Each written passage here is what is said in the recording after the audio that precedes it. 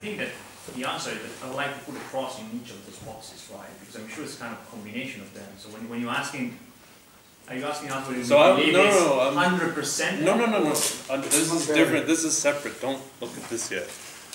We saw talks about the Andromeda galaxy. Brent and Akko showed this very compelling evidence that you have this wind being blown by Type 1a supernovae. Brent showed that we haven't had star formation in the center of M31 for 6 gigayears. So is this what we think the beginning of quenching looks like? I mean, maybe, I don't know, Kevin, you? Well, I mean, assuming that mass and star formation are right, it looks like whatever quenches disk galaxies has already happened probably many years ago, and we're now seeing the after effects play out. Who knows, in a few gig years in the future, we'll come back and, I don't know, maybe call it an S0 or a fast rotator. Right. But it has a low specific star formation rate, because you can divide by the Dolce mass with a low specific star formation rate. So it has a low specific star formation rate. That much, like, I totally agree. Now the question is, does that mean it's quenching? Yes. How do we define the quenching? So definitely it has a low specific star formation rate. Does that mean it's in the process of being quenched? That's my question for the rest of the crowd, right? I mean, but I guess what I'm wondering is, what would it have looked like in Sloan? It seems like your studies, Kevin, I mean, and how does it compare with, the evolution that you see for these timescale arguments? There is no evolution. The problem is that one is asserting from a low specific star formation, from a somewhat lower specific star formation rate than you'd expect for a bulgeless disk galaxy. One says, oh look, it's a bit lower, and so you can either say, oh look, it's a bit lower, we're learning something about, either a disk to bulge rate, or either the disk is doing just fine. What I've often wondered is whether the disk itself, compared to the disk mass, is affected by there being a stonking great bulge in the middle or not. And I actually don't know the answer to that at all. And it'd be really cool if someone knew the answer. It's too bad Juliette's not here, because can't you try to get constraints on the star formation history from the results to population studies like that? Yeah, you can, but only for the last 500 million years. Bianchi wrote a paper on that. No, it's been flat for the last 500 million years. So Morgan is here, and he's worked on that. So for fact, we can go, for example, star formation history, so at least 100 million years or 200 million years. Well, we are Alexi's trying done to get the old star formation histories, but that is really hard with the dust. Alexi's done 500 million years. Alexi's done 500 million years. I saw the plots yesterday. Yeah, yes, but you cannot really trust 500 million years because of the dust for full stars.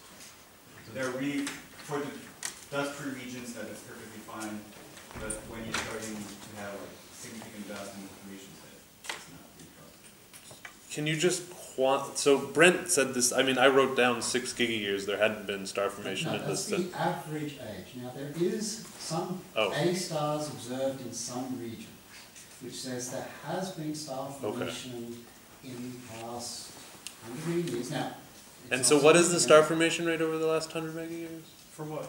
For Andromeda in the middle? It depends on the region you're looking at. If you're looking just at the ring, it's been constant for the last 100 years. Yeah. If you're looking over the spiral arms, there is clearly something going on over there. So I was most focused on that central, the bulge. For the bulge? Yeah, no, Alexia didn't look at the bulge. No, she didn't look at the bulge. Because confusion means that she can't get down to any ages. Right. So we don't have a star formation history of the bulge. Right. But fitting it with a simple, an exponential plus burst model, which is what I was doing, then you don't need significant bursts, and you find like a steep exponentially declining that started 10, 12 years ago. All the SSP. So most of the mass is 6 gigayears. But I guess to me, can you just hold off because Jay said his hand up. So it's sort of conditional in 2 points. First of all, most big bulges that are semi-spheroidal, like M31s, are old, and they have a mean age of, Scott, 3-6 gigayears, something like that. A bit more, 8 in that range. So in that sense, M31 is standard. But a big bulge in any galaxy, its specific star formation rate drops, even if the disk is absolutely standard. So you really can't take Andromeda as a unit. The question I think one has to ask about quenching is the specific star formation rate of the disk steeply declining. As far as I know, there's absolutely no evidence for that. And that's typical of disks. Disks as a whole are relatively flat. We've defined that sequence. And so I don't think you can tell. Okay. Why did you say steeply? Because if you're saying steeply declining, you're implying that quenching is fast. Right? No, Yeah. why There's no evidence for well, just to let you know, I don't think the galaxy runs out of gas, it's quenched, I think it's finished, there's a difference. It simply has used up the local gas supply, whatever it may be, it isn't infinite, no matter how you make the universe. Okay. Scott? So, just to respond slightly to all of this, we did a field in M32 not far from the bulge as comparison to M32, which we were doing. And in the M31 field, which is really like 60 to 80% dominated by the bulge, I'm looking at the plot right now, there was a big burst of star formation somewhere before 5 years ago, and there's been very little since then. There has been some, we can see it, but it's very little. So in the bulge, even on the outskirts of the bulge, because we're actually in what the optical picture would say the disk, but we know kinematically is actually the bulge, that there's been very little star formation since 5 or 6 years ago. But it looks like this, right? So there's a little bit of tail of star formation in the resolved starlight, but there was a lot of star formation a while ago, very little since 60 years ago. So we have a bit of control over this, but there is the problem of dust and all that, which we haven't completely. That's not really. It's not a big deal for this, it turns out, because we can actually see the sequences pretty easily. Okay, Theo? Yeah, this is in response to what Eric was asking earlier about the disk. Does it know about quenching of the bulge? There was an interesting paper from Abrahamson and Kelson and Dressler earlier this year, who showed that the specific star formation rate of the disk is independent of mass. So any trend with mass you see is purely to a changing bulge to disk ratio, which has big implications for quenching of disks. Basically, disks don't know about the bulge. Until they're splattered.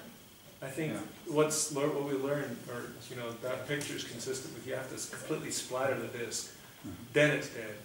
Until then, it's just, it just kind of does its thing. Phil, we were coming up?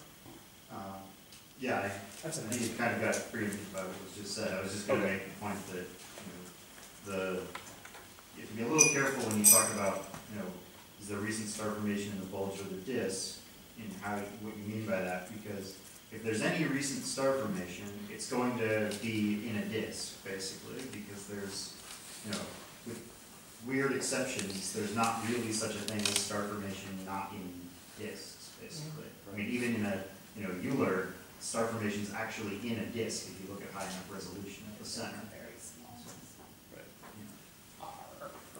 But yeah, I mean, it's just the thing that surprises me about M31, and I don't know if it should be a template that should guide us as we go forward, is that it seems like the star formation is stopped first in the center, right? Like I look at my simulations, and the gas always wants to fall to the center, so you sort of typically get, if you have gas exhaustion, it's going to start at the outsides and then gradually work its way to the middle. So I don't know if there's any simulators who want to say, I mean, so the way that that's been counteracted is with this huge AGN feedback, and so you make this hot bubble. I'm sorry, Tim, you look like you're... So I just wanted to say that although it may not relate necessarily to exactly the specific star formation rate we're discussing here, there is a lot of evidence that the star formation efficiency in galaxies cares about the bulge. So in the cold gas results in the highest stellar surface density regions, which essentially become the bulge in those galaxies, you have suppressed star formation efficiency. I showed that yesterday, and this relates to the talks that are going to happen tomorrow as well, that perhaps stellar structure there, whether it's through dynamics or whatever mechanism, suppresses your star formation, and maybe this can help. But those are global measurements, so it goes back to what Joop said. I mean, you're getting reduced star formation rates because within your area you're including also the bulge. If you had major aperture sort of avoid the bulge, then you find that the star formation in the disks of those galaxies is probably forming just the way that it should. But the star formation that's in the center, which is in a disk, as Phil said, is less efficient. That's what I showed yesterday. Those are quite different kind of disks than the disks we're talking about here. Sure, the molecular gas is in a cold rotating disk, often aligned with the stellar disk of the S0 plus rotating its in. Marie? What Tim also showed, and what I'm also going to talk about, is that the shear is pretty high in the central region, and the rotation curve is steep. And Tim has some really nice plot that shows, well, maybe we should talk about it, but, so maybe just there's a lot of shear in that central region, and for some reason the molecular gas doesn't collapse to super high densities. So I'll also talk about that, and I suspect that because of the high shear rate that Tim has measured, the shear rate is just basically limiting the lifetime of any given cloud, right? So sometimes the cloud doesn't live long enough to form stars. The shear time scale is faster than the free fall time. And so what you have is you can form clouds, but they quickly disperse, and so you just suppress the star formation in that region. So is it possible to get those radikinematics for M31? Do they exist already? There is a rotation curve. There is a rotation curve. There is individual lines of sight with CO velocities. So it may be possible. So I think that would be interesting. I think that's one. I think that we're working on unifying, in fact, what's happening in these massive ellipticals, what's happening in bulges of normal star-forming galaxies, and it does look like there is some dynamical impact on at least what's sort of halting the star formation within bulges. Yeah. And I was also wondering if there's any observations of dense molecular gas tracers in the bulge.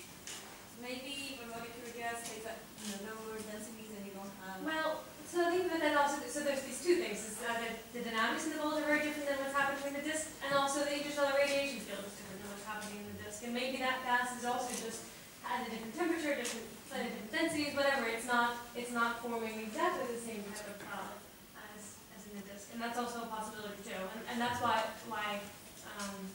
Andromeda is a good template, because it shows us at high resolution what really is going on. Just before I get to you, Tim, Christoph has it. So I wanted to switch a little bit topics. Maybe you wanna. Oh, so yeah, well, Tim, you.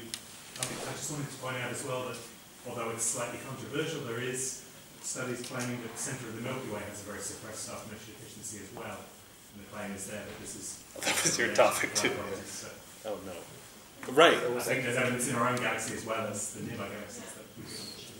I wanted to connect this to the X-ray wave that we actually saw for Andromeda, and in fact we also see Fermi bubbles. In fact, there is an outflow there in the center of the Milky Way. So if this appears to be common, so the question is it related? Is it the cause of this sort of suppression, or is it just a spectator, or just a peculiarity that is there? What do people think about this? Phil? I just wanted to say, for this point about the Milky Way and Andromeda, you have to be a little bit careful what you mean by suppressed, because oftentimes when people say the star formation rate in these regions is suppressed, they're comparing basically the star formation rate to the, say, molecular gas mass divided by some typical depletion time. But it's very possible at the center of a galaxy that you can have lots of molecular gas that isn't self-gravitating at the center of the galaxy, right? Yeah. Yeah. So you should be limiting yourself to only the things that are actually capable of forming stars, Yeah, not all molecular gases in that state. Yeah. But it's still useful, because why didn't that molecular gas get into that state? Oh, I agree. That's a good question, but it's important to separate those. All right, so we did put this poll and leave it looming up here. It was more as a thought experiment. I just thought as we were getting towards the end of this week, it might be useful for all of us to sort of assess where we are. So it seemed like this, just even the existence of this thing was controversial. So maybe we should, I think Rachel was saying what? Well, I think we need to define whether we mean, do these things play any significant role, or can they do the whole thing essentially all by themselves?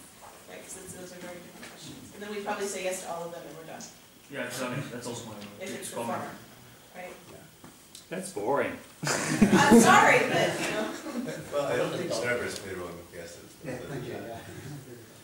Okay, so we think. So how do we define quantum twice? Come on, after an entire week we still found it. We could have discussed that on one Different definition, right? I gave a definition of You gave one and they were actually killing us that we. You're missing the mechanism that will be discussed tomorrow. Yes. Right, yeah, I need to put dynamic.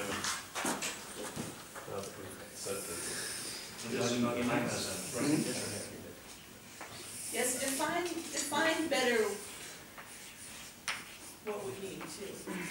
It's gotta be centrals. This means It must be centrals centrals. coming off of the star forming sequence Right. by some. So let's say 10 to the, let's just pick a halo mass, 10 that's sort of in the lower efficiency tail, and let's say 10 to the 13, 10 to the 13 solar mass halo that, what was it? Yeah, that is just lowered in star formation. So the quenching is sort of, to me, that it, you know, it had probably, I don't know, I guess it could be some dramatic outburst, and then, but it looks like M31's just sort of, no, M31, Scott just said, the center of M31, it had this dramatic shut-off. And so that, to But me... the galaxy as a whole is not. But the galaxy as a whole is not. Yeah. Galaxy as a whole has been perfectly happily percolating. Just fine, we're going to be in the tail. Solar system had an abrupt cut of the star formation, so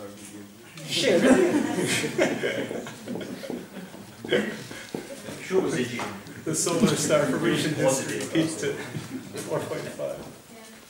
So is there a I mean, is that like a general consensus out of this room that quenching is a gradual process? I mean, everything is... No, that would be an engine. Well, I just heard, that you two were just telling me that, you know, the fact that there should be a wall is ridiculous. Anyway, so, okay, so we're pretty well agreed then that quenching is this rapid sort of 100 meg-a-year...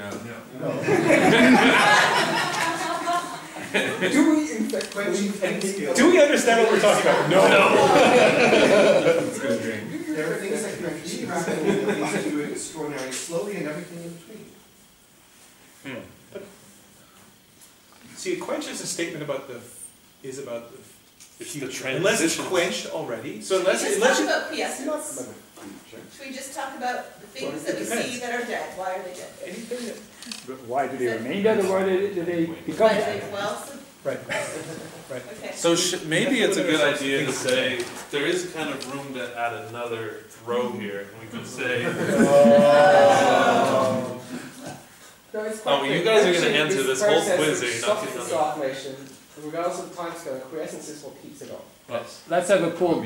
Are quenching and quiescence the same mechanism, or do we need two mechanisms? oh.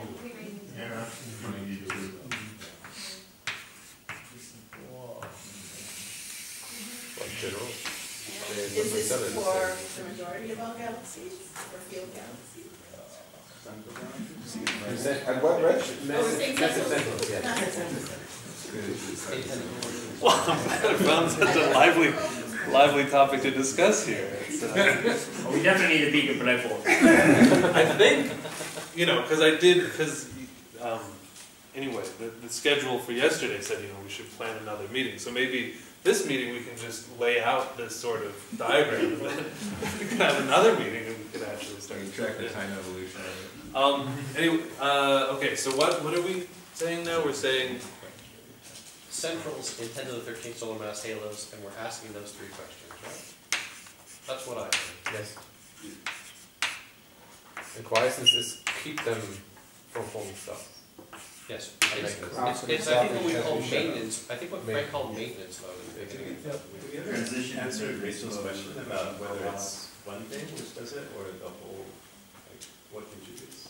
you can vote yes as many times as you want, and so that will be reflected in the poll. So it can be, yeah, so it's whatever is contributed.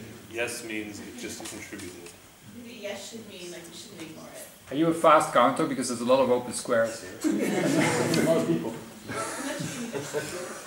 Yeah, I don't know. Okay, so let's start. Let's just go through the quenching fast line and see how fast Can I it just is. ask, do you want us to say if we think it can happen in an individual system, or if we think it's important for every system?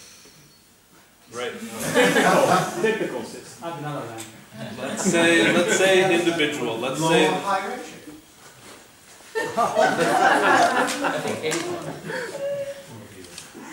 So when do we think, let's see, Peter, when did 10 to the 13 solar mass galaxies sort of have their stop forming stars? It's somewhere between redshift 2 and 2. Okay, so we're talking redshift 2. Things that are currently 10 to the 13. Yes. That's today, Max. So we're talking. This is today's That's mass. star, exactly. The It's way above M star.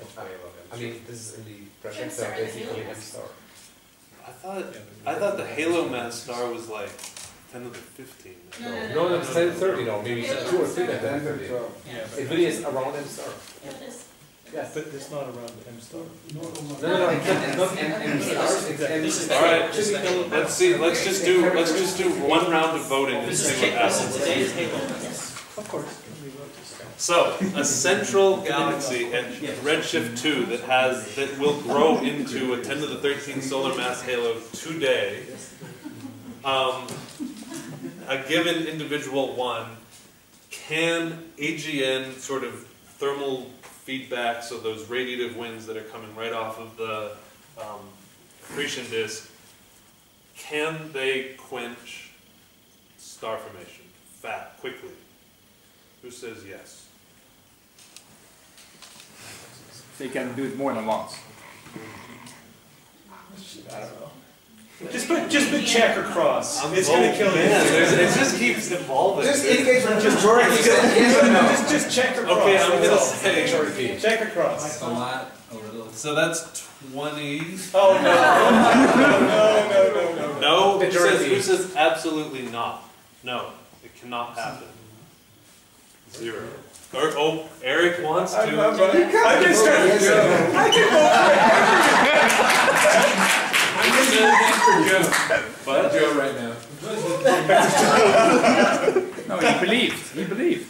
No. He does not believe. He's not a believer.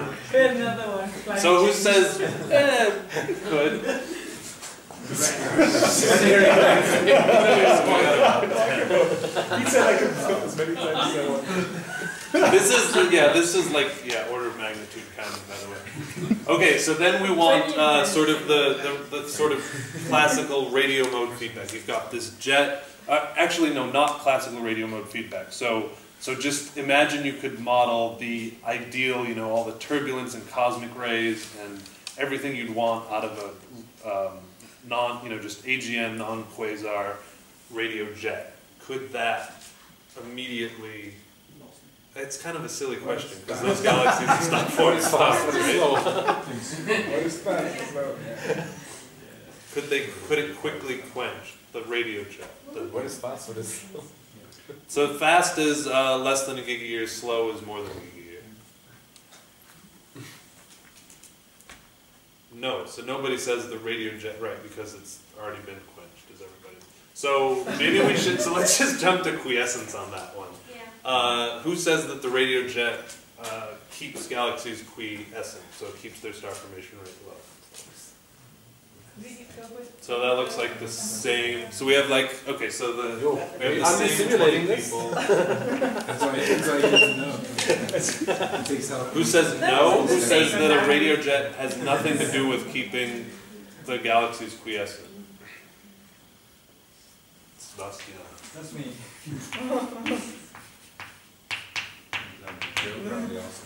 Who says maybe? Okay, so this is developing a pattern here.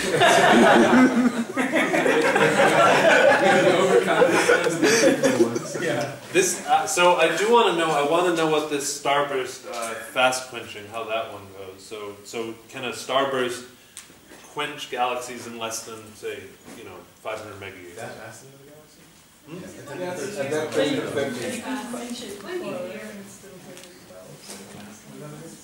Okay, so we got about 5, 7.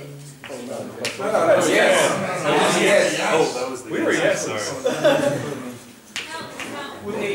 Okay, so then was there a no? Were there a lot of no's for that one?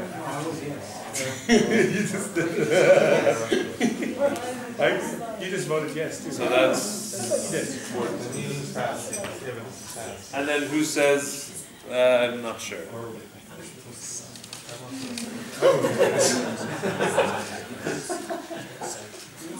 Okay, so we heard, this is sort of my new thing. I really like Sebastiano's argument. Joe basically convinced me that, the radiation field should do something.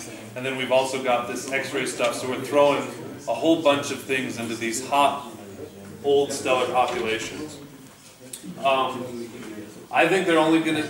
let's see, so who thinks, is there anybody who thinks they can quench slowly? Can hot old stellar populations, so there's hot stars and old stellar populations, can they gradually build up and... Hot stars and old populations. Right, so you have, as you grow your stellar mass... We just spent all day talking about it, Frank. Right, everything... Hot stars.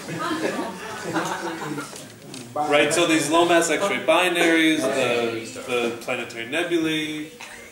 So can they slowly quench galaxies? Yes. Who says yes? Okay, Rahul and Sebastiano. We've got our research group. Our research group. Okay, so we'll say MPIA. If you want to keep your job. Who says that's ridiculous?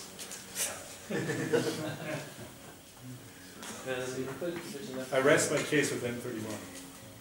And who says, I saw something I kind of liked today, but I'm not sure yet. Okay. 15.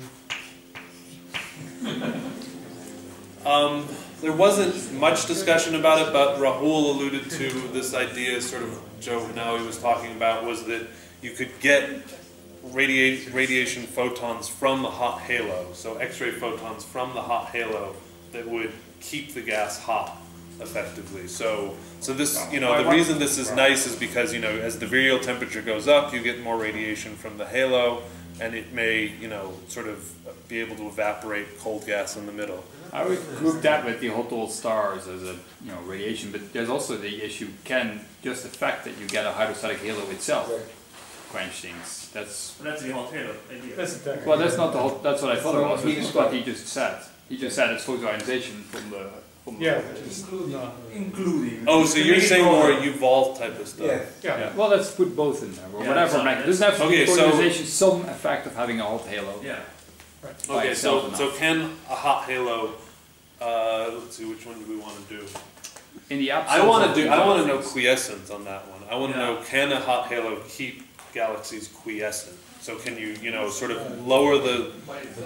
So who says, this galaxy here, who says yes for quiescent, to maintain quiescence? Sebastian. No, it stars. So there were... Joe says yes.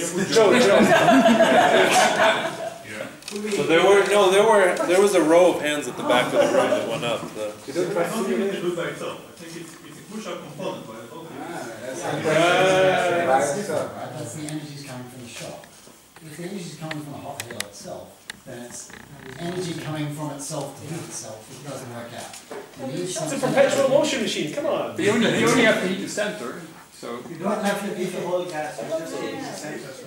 But the distribution of entities, I mean. Okay, so Peter has a comment about that. So with the hot halo, I personally don't believe that a hot halo by itself can quench a galaxy or keep it quiescent, but I think it's an important component. It's like the soccer team behind Lionel Messi. But I think it's not not be able to defeat the soccer team. That's not enough, right? I assume that's getting tweeted. We're talking about Barcelona here. We're not talking about the Argentinian. Oh, right. Well, that's not much better. It's not much It's better. Neymar, come on. Neymar and the Brazilians get neighbors. So neither one by itself can defeat. No, but if you look at Kuhn glasses, they have a distribution of entropies, and the low entropy gas in the center is a short cooling time. So even though you have a hot halo, thermal production actually cannot sort of, at least not stably, solve the cooling flow problem. Sure, so I think the hot halo does 9% of the work, and then you have to have something to do. We're voting here, right? We're not. So is it the main thing without these other mechanisms can it do? Yeah, but this is his platform. See, he's a politician here. Trying to build bridges. So I think, let's put that sort of argument into the question mark column. So who's in that camp where it may be hot halo and other stuff sort of all acting together?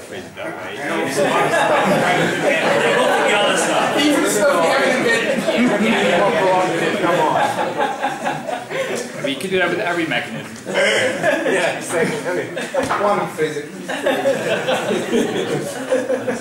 Without quantum physics, it's not going to work. So who says hot halos are a red herring?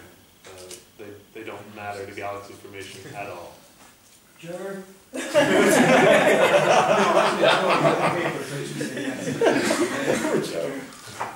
Okay, so I like the point about the hot. It's not just that you need something else at the same time. You also need some other process to put the hot halo into its current state.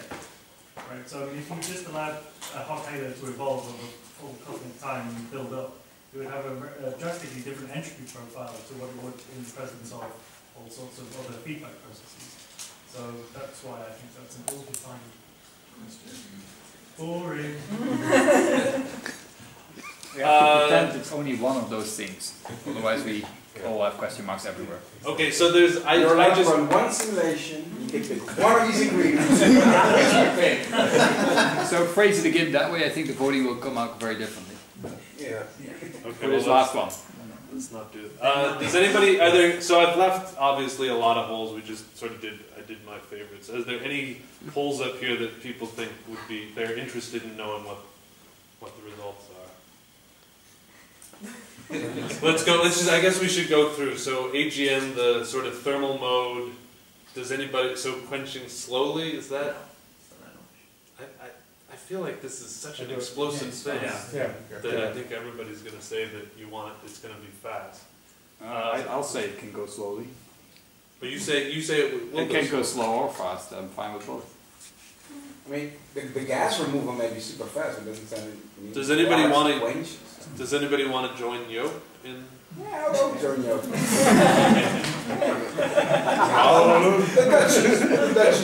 Rob, are you with you, Bob? He's got my train ticket. People have shown us that it doesn't quench any disk. Several talks show that actually. You can add Kronig into it.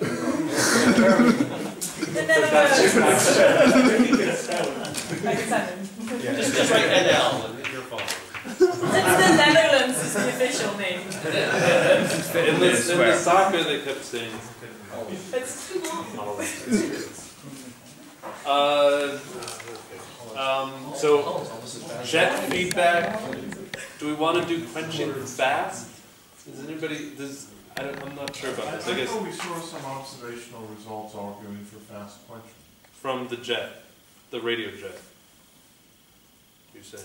I thought it was a observational argument. No? Yeah, no, I mean, you've got the 1275 case where you have all these bubbles going up all over the place. It has some stuff measured at 125 kilometers a year. So, well, right, but maybe that's its last final bang, and then it's going to go and whimper away to nothingness. Tim? There are examples of structures in molecular outflows, but whether they can really remove all the gas from galaxies is an open question. So, yes, it can affect gas, but would it permanently? Okay, so there's questions on this. Let's do this poll. This seems like a good one. Who says yes for the jet? What are we doing? Well, the bus isn't here yet, so. So I mean, it's a beautiful day outside. You canceled the bus, right? One was supposed to come yesterday. Andre, you were the one talking to the bus yesterday. I had the bus here for every day. Oh, crap. So, while we're on the topic of buses, the result of the doodle poll was that people need to be down effectively at 2 p.m. and then there were 3 people who want to catch the 12:30 shuttle. So, let's see, a taxi down I believe is 20 euros, is that right? 12.15. So I think it's quite affordable for the 3 people to just share a taxi down at 11:45 maybe. So I can we'll just set up a taxi for 11:45. That'll take you, I guess, to your hotel. You guys can split the fare. And then otherwise, there will be one bus that will go down tomorrow at 12:30. It'll get, that's the question. So I was thinking since people need to be there by 2, We're not serving you lunch tomorrow because there's no scientific program, so funding says we can't. So that would get you down by 1. You could go, there's a nice Turkish lunch counter sort of across the street from where the bus stops, across the main busy Boulevardy street. Is that what people want, or do people want to hang out here? So there's also the issue with parking. It would be barbecue around 2-ish, 2:30. I mean, it depends. Right, and so these people, they have to catch their things at 2 and 2:15. So I'm thinking bus at 12:30. Sounds good. Let's see. Then the other thing is, it is